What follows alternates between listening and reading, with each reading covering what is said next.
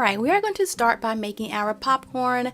We're going to add a little bit of oil into our pot. Make sure you use a nice large heavy bottom pot. Next I'm going to add in a few little kernels of popcorn. I'm going to let this oil heat up, and whenever the first popcorn pops, that's when I know that my oil is ready to go. Okay, there it go. You see it? There it go. Okay, so now I'm going to remove this from the heat. I'm going to add the rest of my popcorn kernels.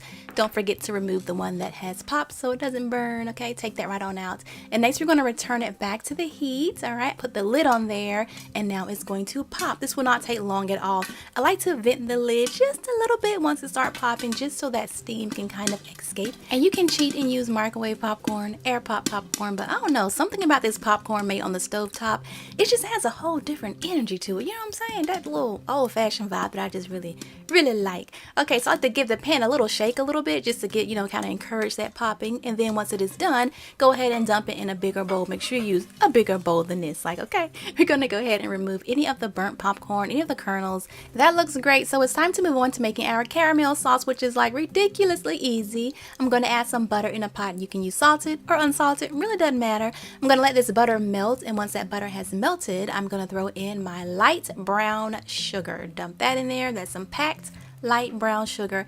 Stir this up. That looks wonderful. Okay, so next I'm going to add in a little bit of corn syrup, light corn syrup.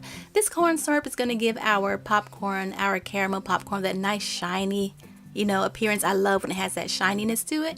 All right, so I'm going to stir this up, and next I'm going to add in a little bit of salt, because salt and caramel, yeah, they belong together. Stir that salt on in there, and now I'm just going to let this come to a nice, gentle, slow boil. Okay, it'll simmer a little bit. That looks perfect, just like this. It is ready. So you want to immediately pour this over your popcorn. If your popcorn is hot, it coats even better. Go ahead and place this on your baking pan, lined it with some parchment paper. If it clumps together, it's okay. We're gonna break these up whenever we bake them anyway. Okay, now as you can see, I have two pans because I like mine chewy, and my husband and son like their caramel popcorn crunchy. So yeah, I always do two pans. If you like your popcorn crunchy, your caramel popcorn crunchy, here is what you do. You want to preheat that oven to 250, and then you want to bake it for about 30 to 40 minutes, tossing it occasionally, and this will give you the crispiest, crunchiest caramel popcorn ever. Let it cool off, and then once it cools off, it'll be nice and crunchy, and you can just use your hands to kind of break it up so that